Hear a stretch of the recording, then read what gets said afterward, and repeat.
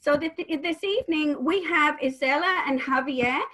They are with the Chilean group and Yucatan Dive Trek. This is a very exciting and unique company.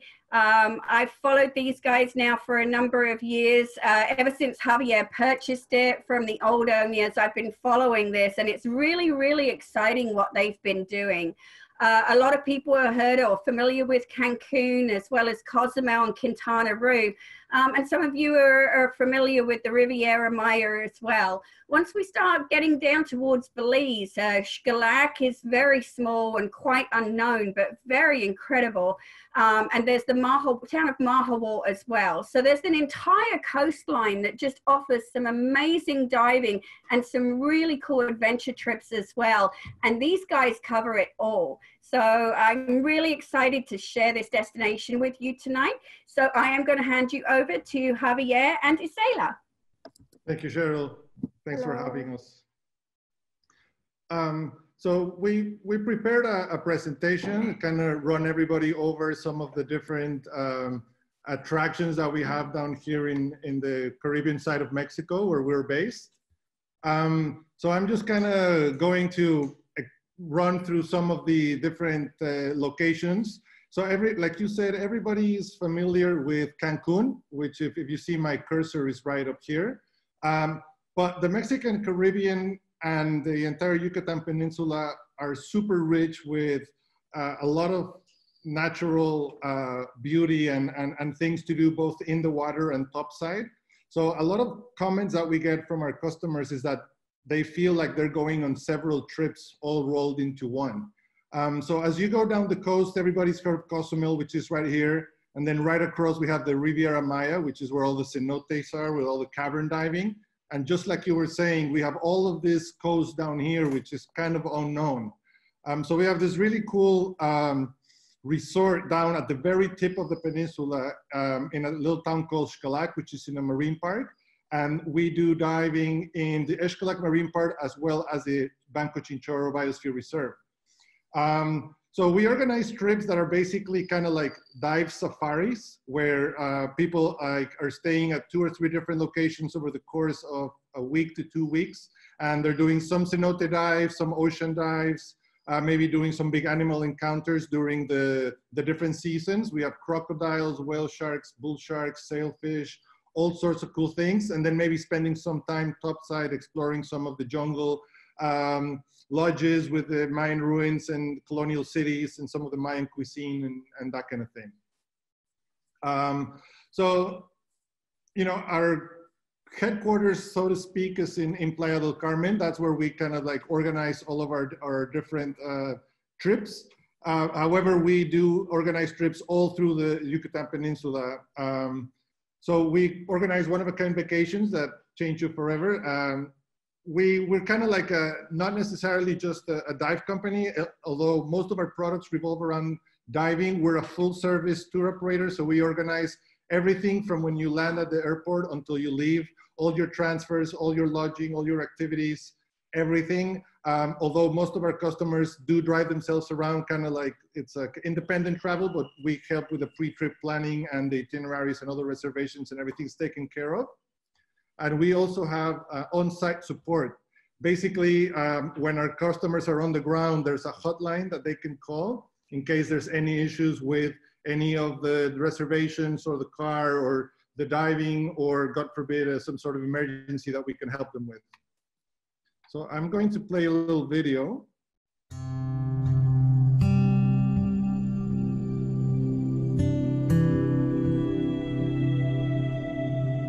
So new experiences enrich your life. You know, it fills you with new sights of things, new emotions, new sensations, right? And you can think about it this way, you know, it's like as if your life is like a Christmas tree. First you have it and have nothing on it. And each experience that you live is like a little light that you're putting, right? And the more powerful the experience, the more emotion it creates in you, the more beautiful the ornament or the light that you're putting there. And in the end, the more experience you have lived that have touched your heart or your soul or your mind, the more beautiful your tree is gonna be. Your experience is what you are. Nobody can take that from you. My name is Alfredo Barroso. I'm an underwater cameraman.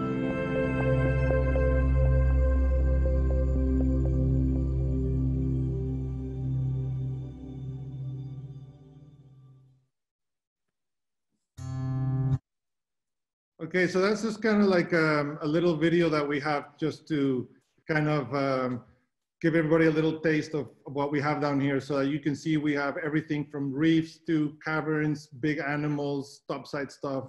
That was my friend Alfredo's, one of the best underwater cameramen there are. So now I'm going to talk a little bit about our facilities, so kind of explain what we have to offer our customers, all the different experiences and activities and what we can do. So we have XTC, which is where everything started. It was our first business. Like I was saying earlier, XTC is in the town of Xcalac, which is the southernmost town on the entire Mexican Caribbean coast. We're actually only a couple of miles north of the border with Belize. Actually, we're so close to Belize that up until very recently, we used to run a water taxi service to San Pedro.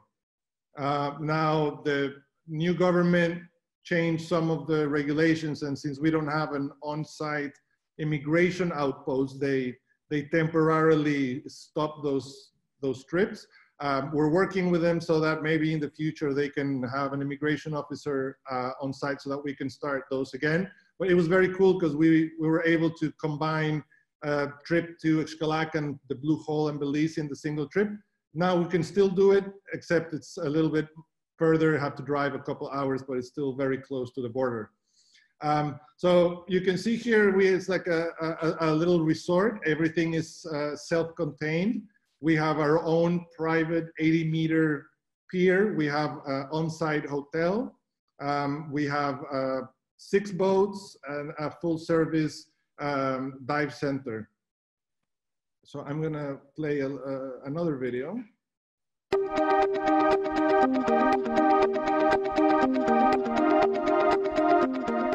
Welcome to the Caribbean few people have ever seen.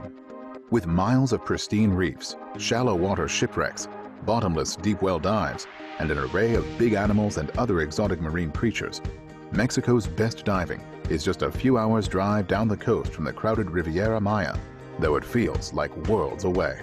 XTC Dive Center is a full-service PADI 5-star dive resort and instructor development center located in the tiny fishing village of Xcalac, the southernmost town on the Caribbean coast, and within the Xcalac Reef National Marine Park.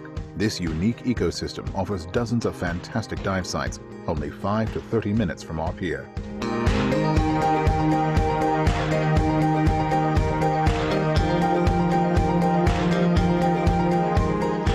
Just 36 nautical miles away lies the legendary Banco Chinchorro Biosphere Reserve, a vast protected marine sanctuary that sees fewer than 1,000 divers per year. XTC is the only dive operator running in both Xcalac and Chinchorro. We can accommodate divers of all levels, providing world-class facilities, training, and service in a remote, natural setting. Is designed as a one-stop with a dedicated tech diving facility, complete with a custom-built gas blending station. Our training programs far exceed the highest industry standards, from recreational scuba courses to professional and technical diving training at instructor levels. We know how lucky we are to live and work in one of the last unspoiled dive destinations in the Caribbean. XTC is committed to responsible tourism, sustainability, and conservation. You will find that spirit in everything we do, from our facilities to our one-of-a-kind trips and rigorous training philosophies. Contact XTC today to experience it for yourself. All right, so that's kind of like an overview, somewhat of an overview of the different things that we have in Xcalac. So I'm going to talk a little bit more about Xcalac. It's really a one-of-a-kind place. Like I was saying, we're in a national park. It's 40 kilometers of protected reef. Basically, it's like 30 miles of protected reef, and we are the only dive operation in the entire national park. So basically, we have the entire 30 miles of virgin, unspoiled, pristine reef to ourselves, which is a very rare privilege. Basically, it's 100% guarantee that any dive site that we're going to visit, we're going to be the only ones there. Because we have so many dive sites and relatively few divers, we don't visit the same dive site too often. So then, you know, there's a lot of fish and it's still very much unspoiled. So we do offer extremely wide array and selection of services, and both diving and otherwise. On the diving side, we do everything from the most basic DSD, Discover Scuba Diving, for complete novices that have never been diving before, to really specialized technical instruction, up to and including instructor level. So we can actually train technical diving instructors all the way through advanced trimix. We train rebreather instructors, rebreather divers, technical divers, both in back mount, side mount. And we also have a very interesting professional training program for PADI instructors. We have one of the world's only conservation focused programs, kind of like a Zero to Hero program that we run over 7 months in partnerships with GVI, which is a English conservation travel company. So we really have a super interesting mix of technical divers and professional students and just regular divers trying to go to like a off the beaten track destination. We have an on-site restaurant right on the beach called the Corn Baron Grill, which is right next to our hotel, which is called the Flying Cloud. We have a beach club, our own pier. We have a fleet of kayaks. We have paddle boards, and we also have fly fishing. So basically, we can accommodate groups, families. You know, maybe someone to do some more advanced diving, maybe someone to do some training. Somebody wants to go fly fishing. Somebody wants to just hang on the kayak and the paddle board, do yoga in the morning. We could do any of those things. Like I was saying earlier, we have a fairly serious technical diving operation. We do everything from just host certified divers, take them on fun divers, up to any kind of training that people may want. So something that we're fairly well known for, although I don't like putting so much focus on this, because there is so much other, you know, so much more to Xcalac and Chinchorro and XTC than just the crocs. You know, besides the crocs, Xcalac has the world's largest population of manatees, for instance. So it's very common to run into manatees while diving on the reef. We also have a one-of-a-kind dive spot called La Poza, where we have a 300 to 400 giant tarpon, maybe 4 to 6 foot long, that hang there during the summertime between May and September. And in Chinchorro, we also have about 67 wrecks and the Caribbean's most pristine reefs. Having said that, we do have the world's best wild crocodile encounter. So we have a lot of hardcore big animal enthusiasts that come to Chinchorro. This is also a seasonal activity. We are able to take people out to the Chinchorro banks between June and September to interact with the crocs. So even though Xcalac sounds a little out of the way and remote and kind of off the beaten track, it's cosmopolitan compared to Chinchorro. Chinchorro is a proper adventure. There are no permanent settlements on Chinchorro other than a Navy base and a park ranger station. It is entirely owned by the government. It's all a federal zone. There's no private property. There's no hotels. There's no resorts. There's nothing. So we do rent out a hut on stilts on the water that belongs to a fisherman, where we can spend the night. But we do so in hammocks. We all stay in the same room. There's only one outhouse. There's no shower. So this is a proper adventure, and definitely off the beaten track. But it's really an amazing trip. And I have another video.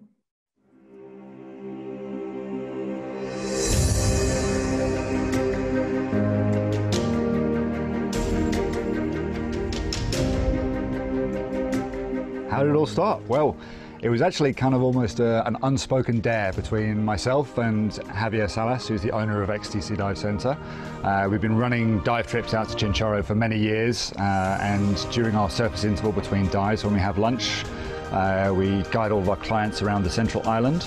But myself and Javier decided to let the captains do this on this particular day, and we were lounging in the hut, legs dangling over the side, and we saw this fairly small kind of 2-meter crocodile swimming directly underneath us. We'd known for a while that the crocs were in the water here, and that the local fishermen would be in the water with them occasionally, so we obviously had this instinctive knowledge that perhaps it wasn't as dangerous as you'd think. So we kind of looked at each other, had a little bit of a moment, looked down again, what do you reckon? And looked each other in the eye, and both clearly at the same moment went, yeah, why the hell not? And decided, yeah, we were going to jump in the water and see what happened.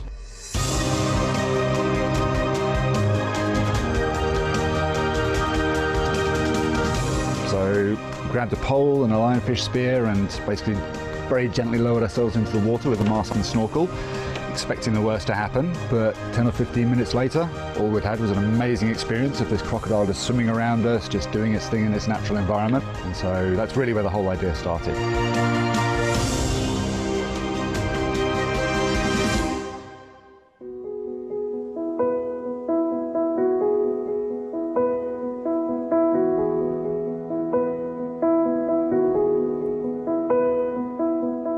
There's a reasonable amount of information in all the initial email communications. We give them a description of where they're going to be going, roughly how long they're going to be spending in the water with them, and most of the customers have already seen a lot of the photos online, but nothing can really prepare them for the actual visceral experience that they're going to be entering into.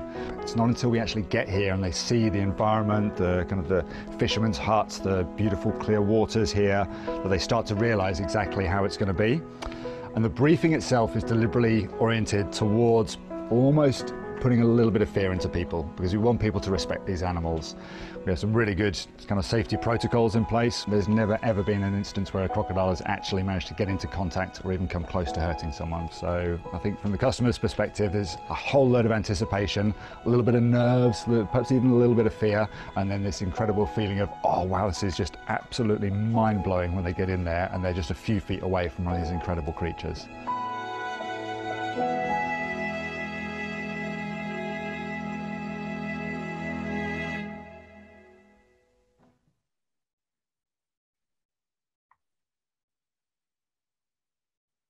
All right, so I just want to re-emphasize that, you know, as cool as this is, you know, not everybody that goes there, you know, needs to go hang out with the crocs. We take people to that very same hut to just hang out and look at the stars at night and go diving during the day and visit the island and go to the shipwrecks without necessarily having to get in the water with the crocs. So now I'm going to move on just to keep the presentation nice and short. I'm going to move on to our other facility, which is called Maya Blue Dive Center, which is in the town of Spuha. I don't know if you guys are familiar with the area, but it's right in the middle between Akumal and Puerto Aventuras, which is about a third of the way between Playa del Carmen and Tulum, right in the heart of the Riviera Maya. So, I mean, I don't know if you guys are familiar with Taj Mahal cenote. We're like 200 yards from the entrance of Taj Mahal. So we're like right in the middle of the cenote area. So we had been running trips and, you know, taking people diving in the cenotes for many years. So we kind of took our time before we made the leap to actually open our own facility. But when we did, we designed the facility around what we knew our clients wanted and what we knew was going to allow us to provide a fantastic experience. So the Yucatan Peninsula, in particular this area, is home to 7 of the world's 10 longest underground river systems, and absolutely home to the best cavern diving in the world, hands down. No question about it. Something that I like to clear up right away is that there's a big difference between cavern diving and cave diving. Okay, so cavern diving is when you dive at the entrance of the cenotes, well within the daylight zone, never further than 60 linear feet from the open water. And this is something that's accessible to anyone that is open water diver certified and has at least 15 dives after their certification and good buoyancy control. Okay, so you don't have to have any sort of advanced training to be able to engage in cavern diving. We also do quite a bit of cave diving, which is a completely different thing, which is when you're actually going into the caves beyond the daylight zone. So here are some photos of our facility. We have a large, fully stocked retail shop, you know, and we sell brands such as Fourth Element and Razor and Shearwater and Light Monkey, and we have our own apparel and basically everything you need: mask, fin, snorkel, wetsuits, regulators, everything under the sun for the diving in our area. We have a very large rental stock. We have Fourth Element rental wetsuits. We have brand new everything, including freediving equipment. We also organize freediving classes and freediving expeditions, and we have rental freediving equipment. We have an on-site restaurant, cafe called the Bat House Cafe, and you know, our specialty is adventure food. You know, so most of our customers are going into the jungle for the day. So our on-site restaurant prepares our box lunches for the day. All of our menus are designed around that in mind. And we use only biodegradable or reusable containers. And we have, you know, vegan options, vegetarian options, paleo options, keto options, all that. And then we also do a lot of, you know, training here, more specifically, usually for cave diving. And then we have some dedicated classrooms that are very cool. Like I was saying, this is our Bat House Cafe. So the plan is you come in the morning, we have a nice Italian espresso machines. You have some really good coffee. We buy it from a local roaster owned by some Italian people who do a really good job. We have smoothies. We have, you know, full-blown breakfast options. Then, you know, you take a box lunch out to the dive site for the day. And then when we come back to unload, then, you know, we also have a sit-down restaurant for you guys to have a lunch. So I'm going to play another video.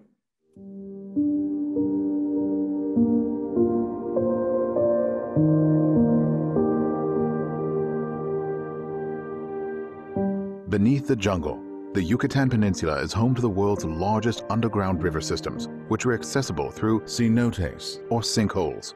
There are thousands of kilometers of passages for divers to explore, providing a lifetime of adventure opportunities in a truly unique environment.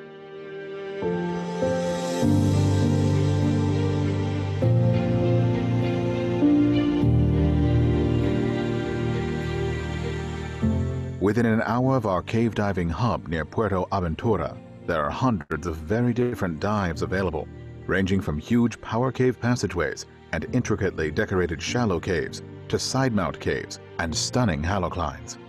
Divers can easily spend an entire week in this area without running out of fun and challenging dive sites. Our tours are customized to the individual diver's needs, and we cater to all levels of experience, from a first-time cavern tour up to advanced TDI cavern and cave training. Many of these dives are available to any certified experienced diver with good buoyancy and trim skills. Contact us today and start planning your next adventure.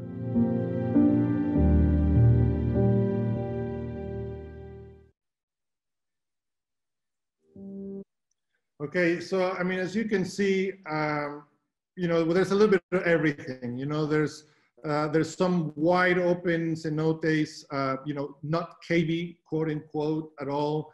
And there's some that are, you know, so we only run private trips with small groups. So we talk to the group, we see what they would like to do. And then based on that, then we choose which dive site to take them to. So those are pretty much our two like core activities, which is taking people down to the national parks in Xcalaca and Chinchorro, and then some cavern dives in the cenotes. So you can do both of those activities pretty much year round. And I would say 99% of all of our customers spend some time doing both. But then the region also has some of the world's best big animal encounters. So like I was saying, down in Chinchorro, we have the crocs, we have the manatees, we have the tarpon, but also up near Cancun and Isla Mujeres, during the summertime, we have the world's largest whale shark migration. We also have, in the wintertime, we have, in the fall, we have a giant mantas cleaning station. And in the winter, we have sailfish hunting bait bowls, kind of like a sardine run type experience.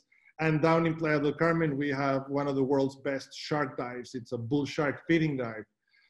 So we, when we are organizing trips for our customers, we have this very cool season chart, which is right here that you can see.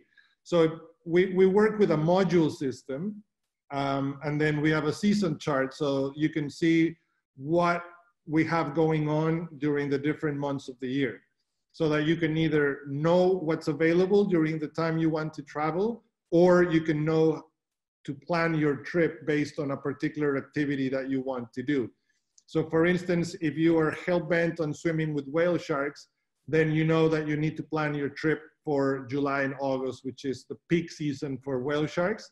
But as you can see from the season chart, you can also do crocs during the same trip. So you can organize a pretty cool trip with crocs, manatees, tarpon, whale sharks, reefs, wrecks, and then also go to some of our extensions. So for our, a lot of our customers that are traveling from far away, they almost always try to spend at least a little bit of time doing some of the topside attractions. So the Yucatan Peninsula is known worldwide for a lot of the topside attractions, both natural and cultural. So everybody knows about the Mayan culture. There's a lot of ruin sites. However, we specialize in taking people to some of the off the beaten track Mayan sites, which also happen to be inside some amazing biosphere reserves. So for instance, there's a biosphere reserve about 3 hours west of Xcalac called Calakmul, that also has a ruin site that is as large as Chichen Itza, which is a very well-known site, but it gets about 50 visitors per day instead of 15,000 in Chichen Itza. So, it's very nice to organize a trip that's, let's say, about 80 to 85% wet and maybe 10 to 15% dry, and spend a day or two visiting some of these, biosphere reserves, and then the ruins, but also maybe some of the colonial cities. So we have some really cool colonial cities with fantastic local cuisine, very nice shopping. So sometimes it's if you've been out in the water for 7, 8, 9 days straight, it's you want to maybe take a break in the middle, kind of, get some warmth back, or towards the end of the trip, maybe you want to add some of these extensions to your trip. So, and then we have another video.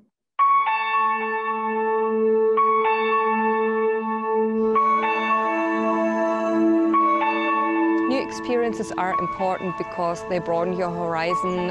I think they teach you a lot, hopefully make you a better person, or a person that is a little bit more mindful, more open, and it's just fun to experience new things. That's what we are here for, right?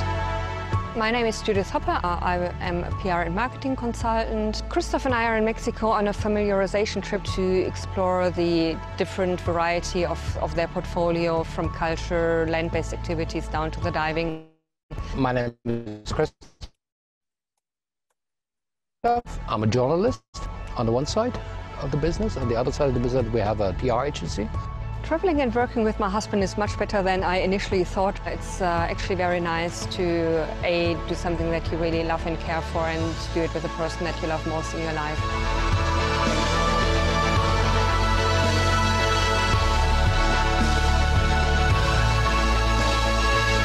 The Bat Cave is a little trail into the jungle, and you hear them before you see them, and when you see them, you couldn't believe what you see. There are billions of them. Look at this. Unbelievable.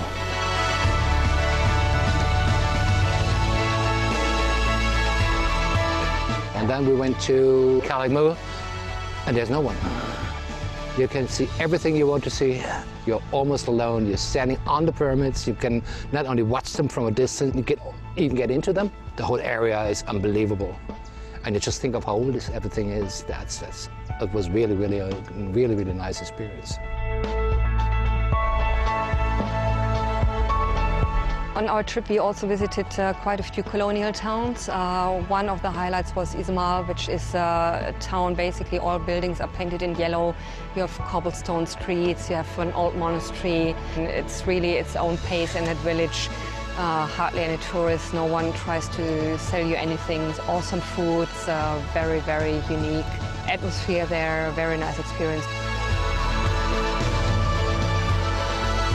There's nothing, from my point of view, more interesting to get into the world and to get an idea why people are so different on this planet, their different beliefs, their habits. And I think the easiest way to understand and bring peace to the world is to travel there. I think we can only avoid misunderstandings just by visiting other peoples.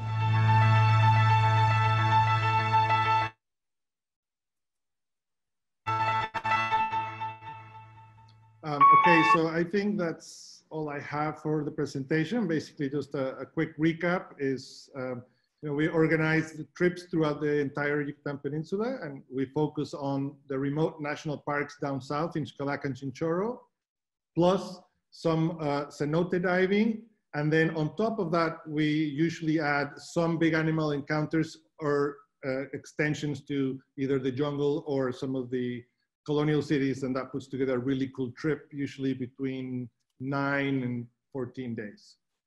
And that's all I have. Thank you, Javier. We appreciate that. It was a great presentation. Thank you. Okay, so we have a couple of questions already, guys. We're going to open up everything, the mic for everyone. We've got a couple of hands raised already. Let me see here. Dave Wyatt, you're unmuted. Go ahead and ask your question, please. Yes, thank you for the presentation, but my question is in reference to the whale shark. Yes, sir. Is it strictly snorkeling only, or is there diving with them? It's strictly snorkeling. There is no diving allowed. Okay, I got to figure out how to do a little bit better, be a better snorkeler then, because I'm buoyant terribly.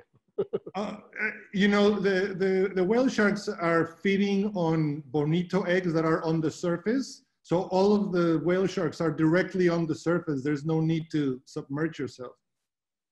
Outstanding. Thank you. Absolutely. Yeah. Dave, my personal experience, I've done it a couple of times, and my personal experience is they literally, when you're on the boat, you're seeing the top half of their mouth and their eyes. You're seeing all that on the surface, even from the boat. I've seen krill jumping in front of them as they're just cruising along feeding, and they just sit on the surface. And in fact, when I've done it, they didn't want you to free dive, so they would put you in a life jacket or ask you to wear a wetsuit or something to stay buoyant, because they want to keep it natural and they want to protect the whale sharks. So they want to give them the option to get away from you. I mean, it's been a couple of years, but that's actually still the law. So no matter how good of a free diver you are, you still have to wear a life jacket just to prevent people from bothering them. Right. Yeah, it is in a protected area, and also sometimes the weather depends. You don't have to swim a lot. You can you literally jump in the water and you can see all the whale shark coming through and swimming in front of you. It's amazing, and a lot of times there's manta too. So you literally you put your mask on and you can see all the mantas next to the whale sharks. It's amazing. Wow, it's not very crowded either. Well, the season is in summer, during the whole summer. So it starts in June, and June, July, and August. And the area is huge. So, and also the number of whale sharks, it's amazing. You can see sometimes you get there and you see 40, 50 whale sharks, or even way more, depending on the day. So the boats spread out in the area, and you have they keep a distance between each other, so you don't feel most of the time not feel any crowded at all. Okay, thank you. I'm going to jump in and add Dave Kestenman. I've been trying to unmute you, but maybe you don't have your microphone hooked up or something your end. So I'm going to kind of jump in and ask, just because this is adding kind of to the same whale shark question. He's asking about the giant mantas. I know you mentioned that you sometimes get mantas in where the whale shark area is, but if people are going for the giant mantas, is that snorkel only, or can you scuba dive with the giant mantas? Yeah, that's a good question, because those are actually two completely different types of mantas. And then, yeah, the whale shark congregation in the summertime is very cool because there's a lot of mantas hanging around, so you can see them both together.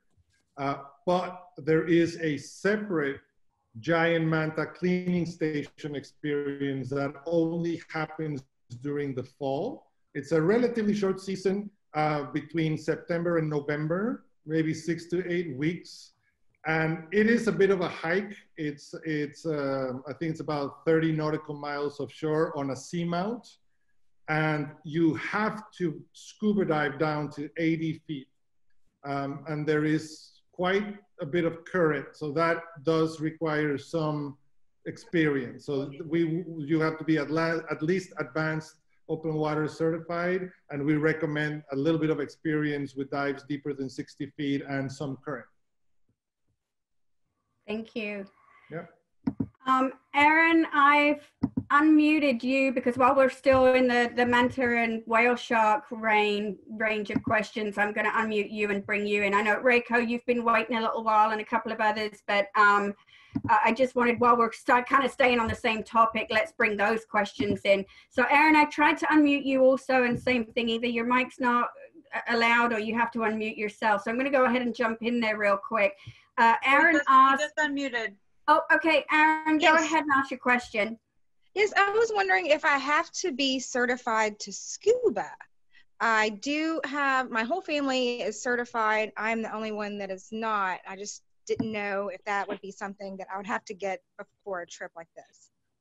Let me answer that question, Isela. Yeah. So the short answer is no. The short answer is that you can go diving without being certified. However, it does make a lot of financial sense to be certified, because if you're not certified, then you need to be accompanied by an instructor, and you're limited to 40 feet, and it's more restricted. So each dive is going to cost you around twice as much as if you were certified. So it definitely makes a lot more sense to get certified. You can get certified during your trip. So you can actually book e-learning. You can do all of the academics online before coming on your iPad. And then as soon as you get here, you do a couple of sessions in the pool, 4 dives in the ocean, and then you're certified. Wonderful, awesome. Thank you so much. You're welcome. And Aaron, I would just add to that, if you or anyone in the family just can't become a scuba diver or don't want to, the whale sharks and the cenotes can be snorkeled. So like actually with the whale sharks, for anyone who's taken family, is it, Javier, is it still 8 years old? Is the age it's limit? more of like, I don't believe there's a official rule. I think the operator's discretion. So basically, as long as the child is comfortable with the boat ride, and I think they can go. There's not a legal restriction that I'm aware of. Okay, yeah, when I went, I took the family, and my kids when they were 18 months old. Yeah, ours had to be 8, but that may have changed. But just so for anyone here that's, you know, looking for a family destination or want to share, I took my kids when they were little to snorkel with the whale sharks, and my dad, who's not even very good at swimming, and we had 3 generations just in the water with whale sharks. It was incredible. But it's not just the whale sharks and the cenotes. Also, everything we have down in Xcolac is snorkelable as well. Okay. Okay. So basically, everything that I talked about, you can experience without having to be certified. So if you have family members that for some reason aren't certified, they can easily join the trip and you know, enjoy themselves as well. And we can also, you know, mix the trips with for divers and non-divers. Like we give a price, separate price, staying together in the same place. And then sometimes we share like the boat. Some people go diving and some people go scuba diving and snorkeling. Awesome. All right, does that answer everything for you, Aaron? It really does, and it kind of gives much more insight as to how that really works. So I may try to get certified to kind of go with the rest of the fam, or I could still, you know, snorkel. So it's good to know. Yeah. Thank you. Yeah. As I said, my dad is, my kids are now grown and they're both dive masters. And it's like, my dad is terrified of the water. He doesn't even swim. Once he was hanging out on the boat, he saw the whale sharks and he was so excited. He had to get in with them and we helped him, and he had his life jacket. And I'm not condoning don't be a swimmer to get in the water, but it really, we've been up and down that coastline, including Xcalak. And every time it's been 3 generations, ranging from when the kids were little and couldn't be divers all the way through to, as I said, my dad that's really not much of a swimmer at all. And I mean, between the history, the ruins, the jungle, the culture, the food, but what's really crazy on top of that is everything from beginner all the way through to serious tech and rebreather divers. It's just an awesome, and I think understated destination, but that's me. I'm going on. Reiko, I'm sorry if I've got your name wrong. You'll have to let me know, because I know I've seen you here before. So Reiko, please, before you do anything else, tell me how to say your name, and I promise I'll remember next time I see you. And then please go ahead, you're unmuted. You are saying it's right. It's Reiko, but this is Michael on Reiko's login. Okay. And I've been here many times before. You have. So with Reiko, quick question for Javier. And how long is the ride from the Cancun airport to Zalaca? And what would be a recommended itinerary to take in the southernmost destination along with the cenotes? Yep. So it is quite a ways away. If you were to drive it in one go, it would be around 5 hours. But we usually don't recommend people do that. We usually break the trip up and spend some time in the cenotes, which is roughly a third of the way down. So from the cenote area, it's about 3 hours. So we can actually organize some itineraries depending on how busy you would like them, that have no travel days. That's something that some of our clients really like, because we don't have any quote unquote idle days where you're just moving around. So you can easily go cenote diving in the morning, have lunch, and then head down to Xcalak, get there for dinner, and then go diving the next morning in Xcalak.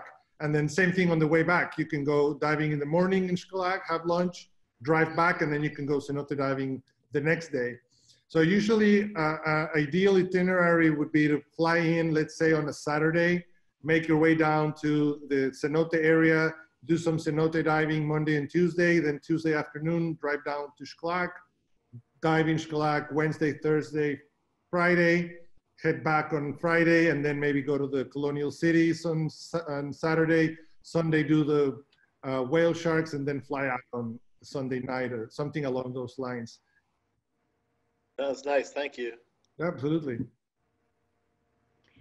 So we have Randy Lou, just while we're kind of in that same thing. Randy, I've unmuted your mic if you can see from your end, if you can unmute and speak. But okay, Randy, you're unmuted. I just wanted to stay in this kind of vein of how you get there and what's close airport wise and everything else. So you kind of shared from Cancun, but Randy, if you want to go ahead and ask your question about Belize.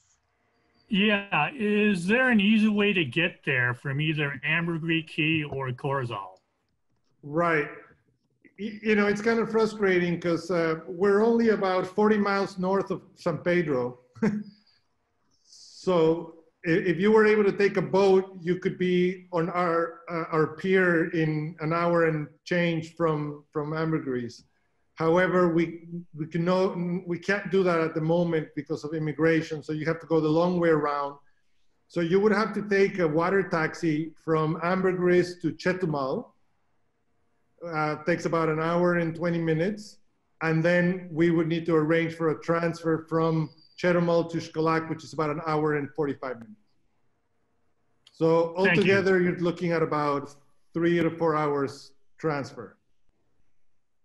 Thank you.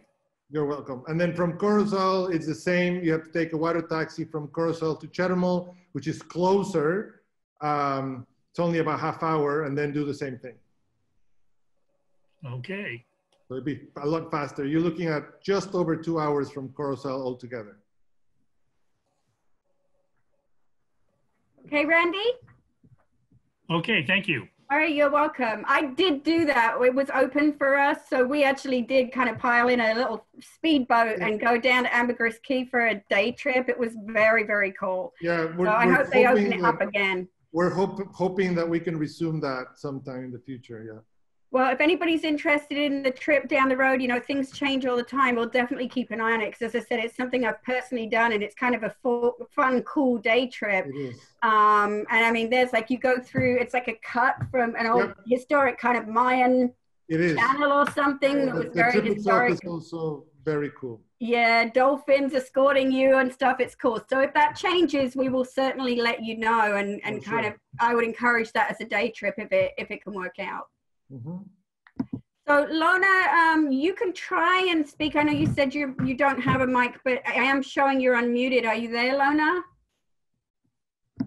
Okay, she's not. So I don't know if Javier, you wanted to back up to that slide with the calendar of different times to see different animals. But basically, Lona had asked to maximize seeing the most big animals, crocs, manatees, whale sharks, mantas.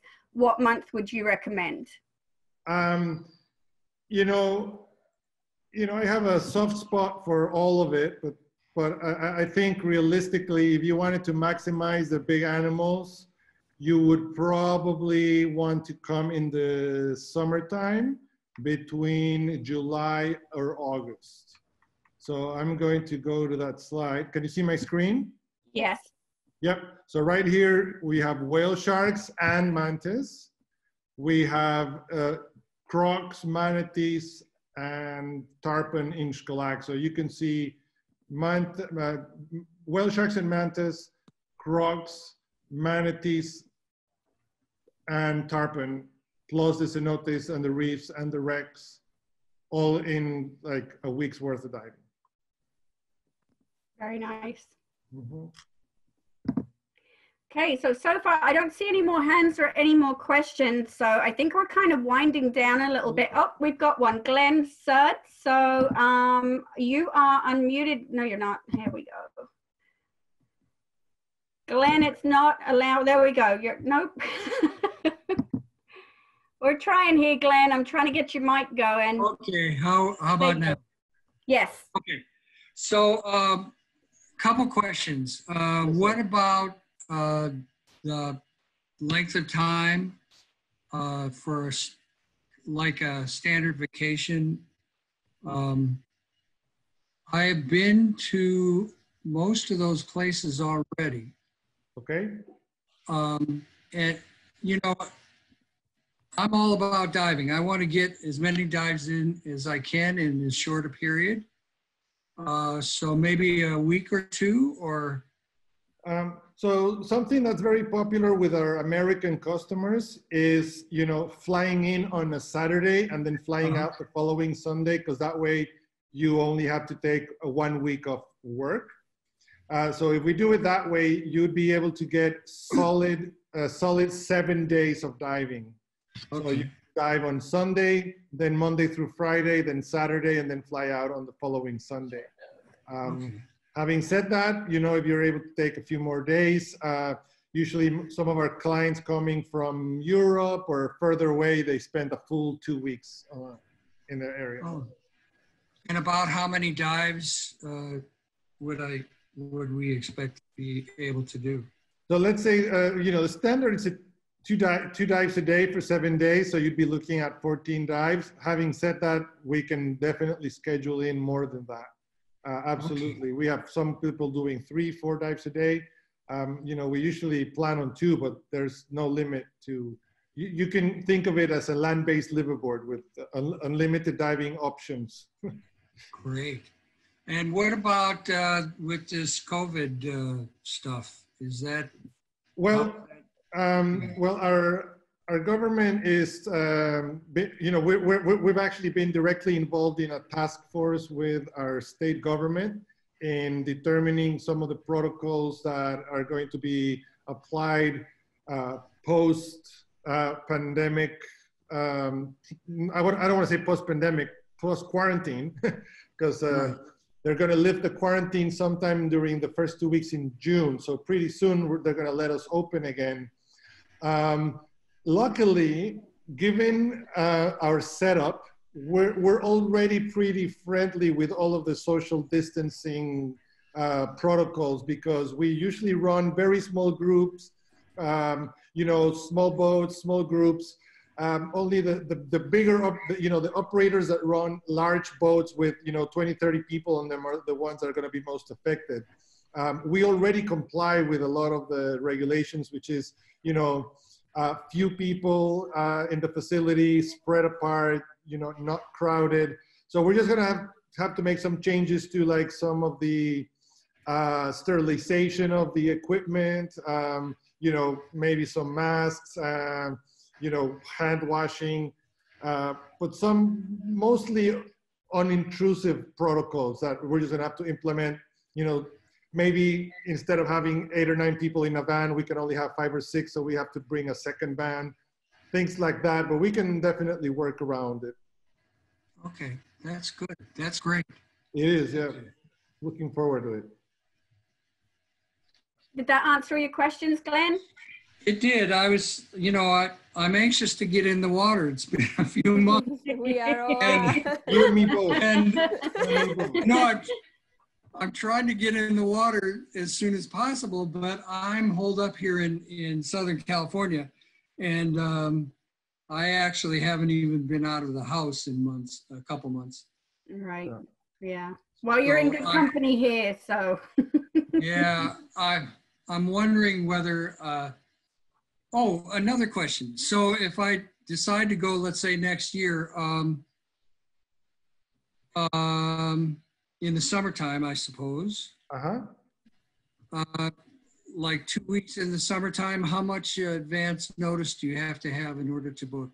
Well, it depends. If you want to come in the, you know, July, August, which is the high season, and especially if you want to join some of, especially like the croc trips, the more the better. You know, just to give you an idea, our croc trip season fills up usually around, you know, November, December of the year before. Okay. Actually, so, I just visited croc in Cuba in the gardens. Okay, so I mean, you know, if you make plans sometime during the late fall or the winter of the year before, the year of, that's more than enough. Okay, wonderful. Thank you. So, yeah, absolutely. So we have a few more questions, guys. We're not going to cut off. We'll keep going on this all night if we have to. We want to answer your questions and share stories, but just real quick, I know some people have different places they need to go right at 8 o'clock. Javier and Isela were very generous and gave us a 3-night trip to give away for 2 people. We're going to draw that at the end of this. Because you were here and you attended, you will be in the drawing. So I don't want you to leave. I'm not asking you to leave, but if anybody does need to dip out right at 8 p.m., I don't want to cut off any questions or our time together. That's why we're here. But we will draw the name live when we're completely done with all questions. And if you had to leave, please know that we've got everybody's names that were here and we will contact you. So I just wanted to pop that in there. While we're talking about seasons, Lona, who doesn't have a microphone, asked if you could just tell us a little bit about your hurricane season and what that tends to be like. Well, one of the things that I definitely looked at long and hard when I was planning on buying XTC about 13 years ago was that precisely. So believe it or not, Little Xcalac is the oldest town on the entire Mexican Caribbean coast, going on 115 years. And then the reason for that is that, well, first of all, we have you know, the barrier reef is about 200 yards from shore, which is much further than most places up the coast. And that gives you a lot of shelter from storms and hurricanes. And also because statistically, they only get a hurricane about every 150 years. So the last hurricane that hit Xcalac in 1945. So we haven't had a hurricane since, knock on wood. Another thing to keep in mind with respect to the hurricanes is that unfortunately, due to climate change, hurricanes are now going north. And we actually haven't had a hurricane hit the Mexican Caribbean coast in over 10 years. Now most of them go to Cuba, Florida, Texas, and even North Carolina and New York. So we've been spared by the hurricanes for the past decade or so. That's good. That's good news. Mm-hmm. Okay, so Luis Garcia, you have a question. You've been patiently waiting. You're unmuted. Thank you for the presentation. I appreciate all the information. My question is about the sailfish season. Yeah. Can you snorkel? Can you dive, or is it snorkeling only? Well, in this particular case, the whale sharks are regulated heavily, so you couldn't scuba dive even if you wanted to. With the sailfish, that's not the case. So if you wanted to scuba dive, you could. Okay. However, it's like the way that we find them is by chasing frigates.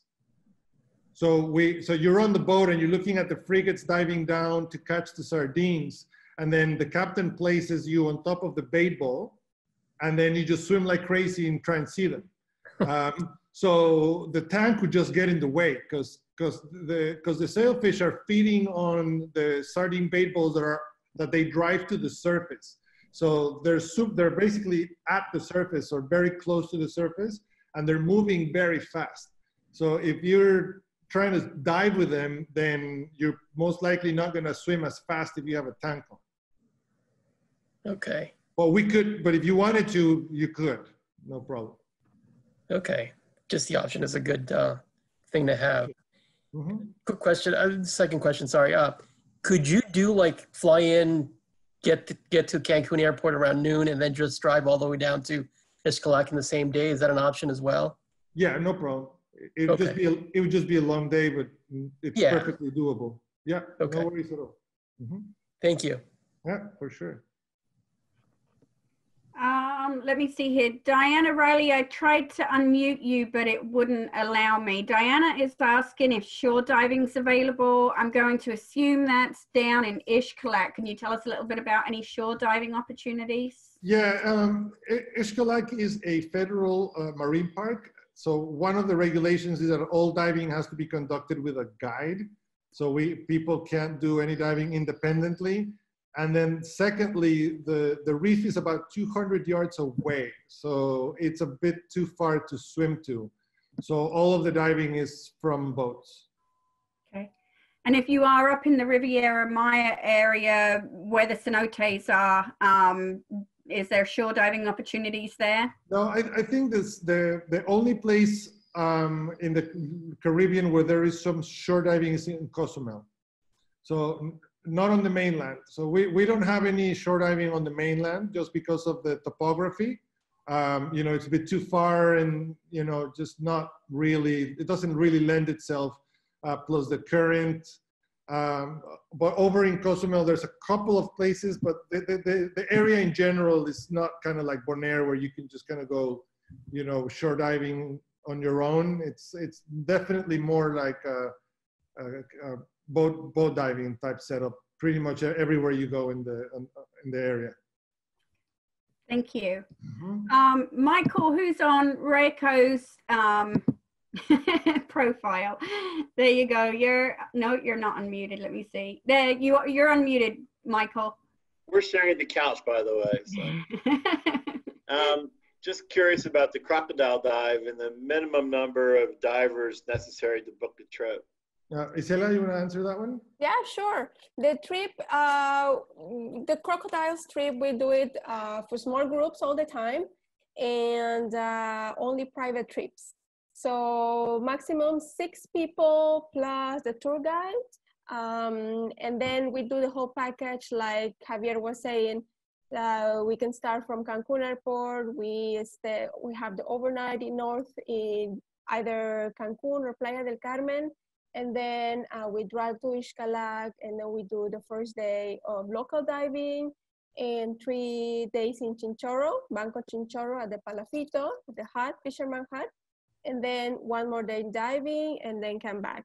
But yes, always it is seen as a private trip, especially because of the, you know, as Javier was saying, it's not like a regular dive trip that anybody can join, and it needs to be a very you know, get all in the group, get to know each other for safety reasons, and then it will be better if they are all in the same experience.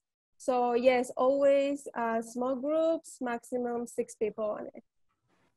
Will you guys facilitate like 2 divers and try to fill the other 4, or would we have to bring a full contingent of 6 people? Let me answer that one, Isela. Yeah, we've tried doing that in the past unsuccessfully. And like Isela was saying, the issue is that because of how intimate the whole experience is, it doesn't really lend itself for 2 groups that don't know each other to kind of, for us, and especially for us to organize it. Like so that the way that it currently works is that you would contract a charter out with us, and then you would need to find other people to share it with. Having said that, we do get a lot of inquiries from people asking the same question, and we do facilitate them working together to share those trips, but we don't book them separately. Also because the finances can get a little tricky because we charge a lump sum for the charter. Okay. So then the pro rate is different if you're bringing 3, 4, 5, or 6 different people. So you know what I'm saying? So understood, you know, yeah. So we do, some people that they would book a charter with us, and then they turn around and resell some of those spots piecemeal, and then we can tell you who those people are, and then you could join one of their trips. Okay, thank you. Yeah. Michael, we do a lot of that too. So we keep whether it's someone that's a single that's looking to join a group or looking for a buddy or something like that, or we have groups that are looking to fill a spot. Like, we maintain a database of people that are looking to be matched up, whether it's an itinerary, an opportunity. So between us and Yucatan Dive Trek, we would work on finding something that would suit. I mean, we're going to take a little bit of time to get to know you and what you're looking for as an ideal itinerary and your experience level, and you know, maybe this group isn't quite right, but this one is, and between us work on getting you hooked up on something that's appropriate as close as possible. We have on the website under our specials, if you do a quick search for Ishkalak, or if you do a quick search for Yucatan Dive Trek, we have a summer and winter package that we have on the website.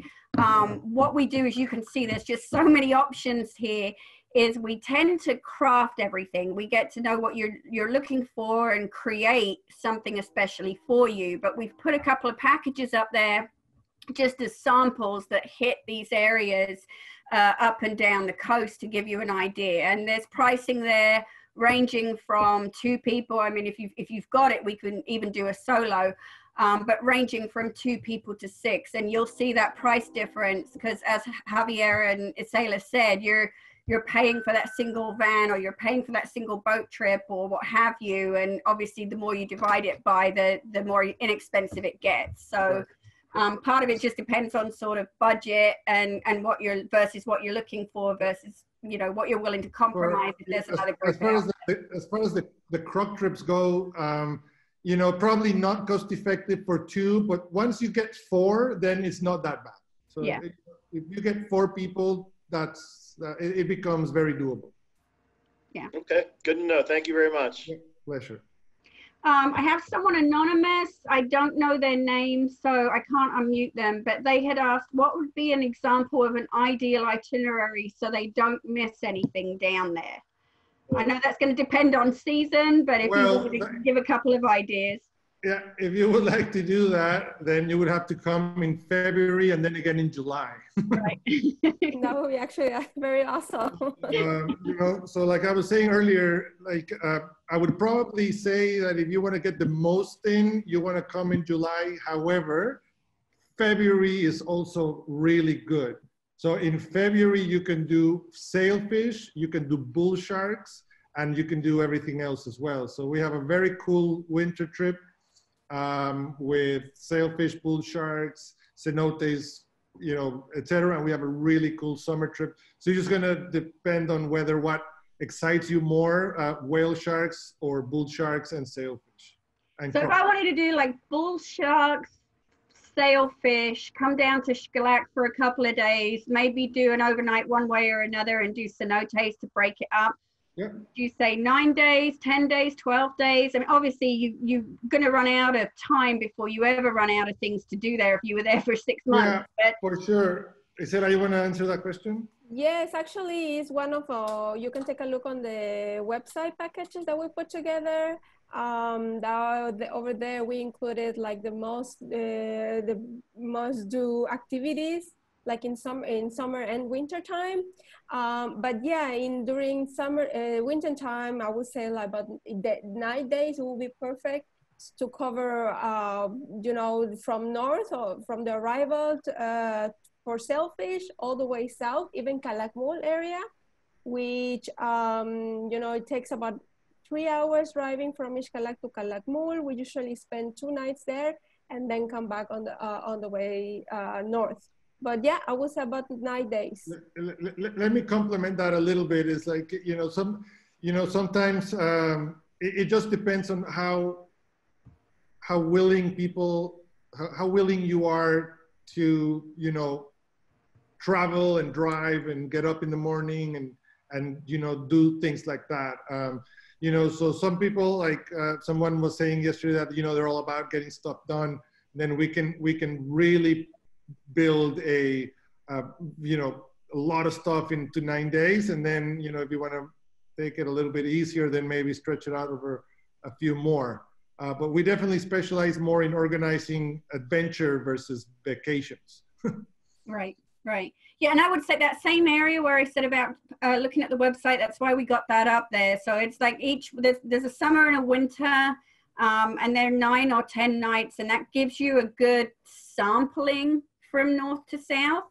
But it's just like Javier said, we can definitely book it off the shelf right as that has been presented to you. But if you turn around and say, I want to spend more time here, I want to spend more time here, I want to see less of this, I want to immerse myself, that's really the strength of this company, this region, is really your imagination, your budget, and your vacation time off work is your limit. Exactly. The area and the abilities and the options are endless, to be honest, which is what makes it such a cool area.